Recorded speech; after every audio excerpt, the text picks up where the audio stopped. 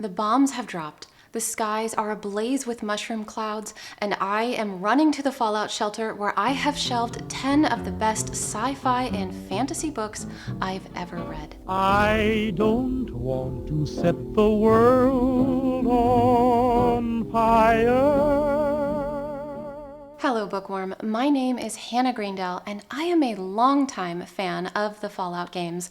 I recently binge-watched the new show, and that got me thinking about the 10 books I could not live without having in my Fallout shelter, so that's what I'm sharing with you today, in no particular order, starting with Hollow Kingdom by Kira Jane Buxton.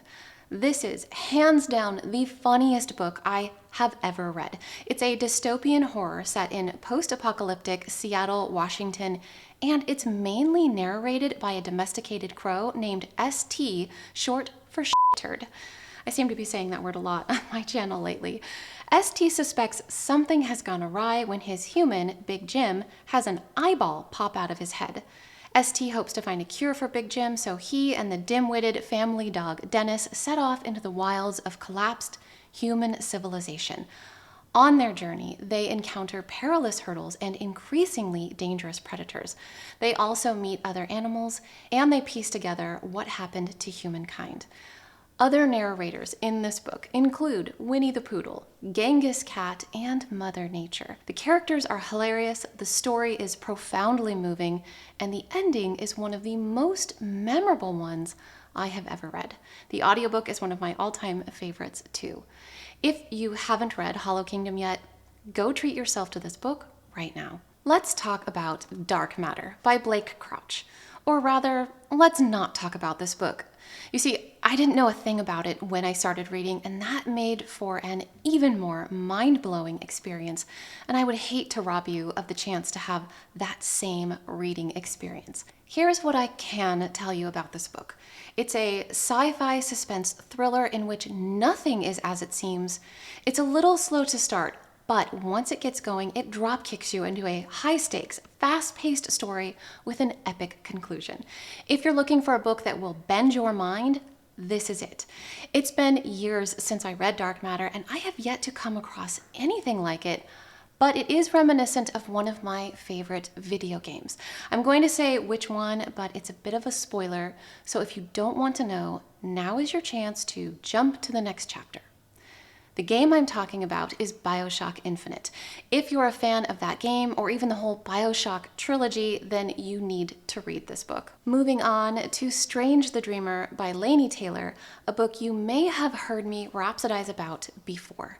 This is an epic fantasy about a war orphan and junior librarian named Laszlo Strange. He has spent a lifetime obsessing over the fabled lost city of Weep, until one day when a hero called the Godslayer arrives with a legendary band of warriors, and he offers Laszlo a stunning opportunity to journey in search of Weep. This is a story of monsters and murder, of ghosts and gods, love and carnage. The world building is unlike any other, the sense of allure is unyielding, and the prose is gorgeous. To borrow Laini Taylor's own words, her prose style is like calligraphy written in honey. This book is so good that I've reread it more times than any other book in my collection, besides which Laszlo Strange is my book boyfriend.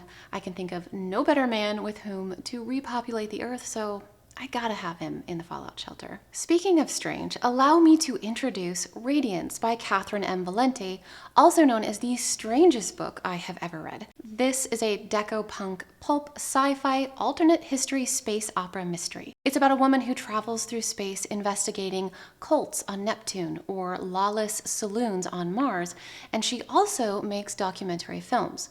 Her latest film project turns out to be her last. She travels to Venus, where island-sized alien creatures roam the waters. She's there to investigate the disappearance of a diving colony, but her crew returns without her. The book is the story of what happened to her. It's told through a series of transcribed recordings, journal entries, lists, gossip magazine articles, and more. It's a story of love and loss that spans the solar system and takes some shocking dark turns.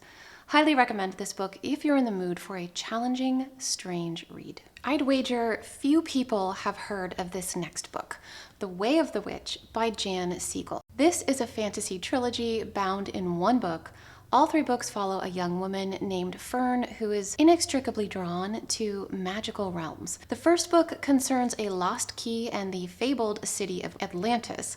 The second book sees Fern swept away to a different realm where a dragon is the key to her survival. And the third book sees her going head-to-head with a witch queen in a ghostly otherworld. These are stories of mythic proportions. They contain mermaids, goblins, a creaky old house, ancient cities, and a tree whose fruit is human heads. If I were pressed to give an example of something comparable, I would be at a complete loss. I love this whole trilogy, especially the first book, and I am not stepping foot in the Fallout Shelter without it. Next is Project Hail Mary by Andy Weir, which recently featured in my Best Books of 2023 video. This is another sci-fi book that I can't tell you anything about. I knew nothing going in, and that made for an extraordinary reading experience. I will tell you this much. When the book opens, the protagonist finds himself in a perplexing situation. He has no idea where he is or why, and if you read this book blind, you can unravel the truth right alongside him. Do not let yourself miss out on this incredible book, and for the full experience, I highly recommend listening to the audiobook. Now we get to The Amulet of Samarkand by Jonathan Stroud, the only middle grade novel to make this list. It's substantial though. I think it's double the word count of your average middle grade novel. Anyway, this is dark fantasy set in a modern day London with magic and wizards. And I know that sounds familiar, but stay with me. Chapters oscillate between two characters. The first is a young magician's apprentice named Nathaniel. He's a very troubled boy, and he's obsessed with getting revenge against a famous wizard who humiliated him. The second character is a mischievous genie named Bartimaeus. He has a dark sense of humor, and he's unhappy that Nathaniel summoned him as part of his wicked plans. Of all the books I've read, this is my favorite story about anti-heroes. It's a tale of magical espionage, blackmail, betrayal, and murder. Also, there are footnotes throughout the book from Bartimaeus, and these are snarky or insightful snippets of his ancient knowledge or his past adventures that enrich the story. This is another book that I've read numerous times. If you're in the mood for a dark fantasy, be sure to check this one out, especially the audiobook. I could not go on living if my Fallout Shelter did not include The Last Unicorn by Peter S. Beagle. This is classic fantasy about a unicorn who lives alone in a lilac wood and learns that she may be the last of her kind. She leaves her forest and sets off on a dangerous journey in search of her kin. Along the way, she meets a slew of unforgettable characters, including a bumbling magician, a pirate cat, and a flaming red bull. This is a story told with luscious prose that takes a unique view toward the idea of immortality. It also contains lush forests, a crumbling castle, a restless sea, a withering king, and so much more. If you decide to read it, you should know there's a butterfly in an early chapter who speaks in riddles and song lyrics. Much of what he says is nonsense, and some people find that off-putting, but he's only around for a few pages, so just get past the butterfly so you can experience this wondrous tale.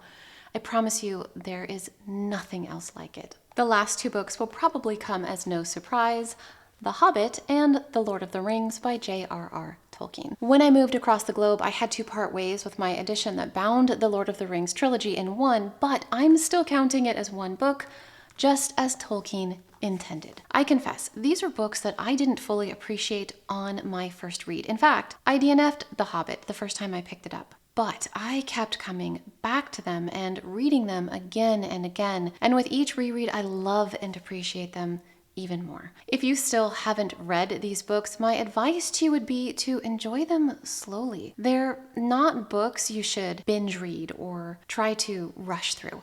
Give yourself time to savor the story and marvel at Tolkien's beautiful writing. If I were living in a Fallout Shelter, I know I'd be pining for the green earth and walks through nature, and in lieu of the real thing, these books, with their gorgeous descriptions of Middle-earth would be the next best thing. With these 10 incredible books, I feel like life in the Fallout shelter could be enjoyable. If you added any of the books from today's video to your TBR, please tell me which ones. And I'd love to know what books are must-haves in your Fallout shelter. Let me know in the comments with the code word bobblehead in reference to my little friends who joined us today. Remember, they're not dolls, they're action figures. Thank you so much for sticking around until the end of this video. I wish you happy reading in your Fallout shelter, and I'll see you in the next one. On fire.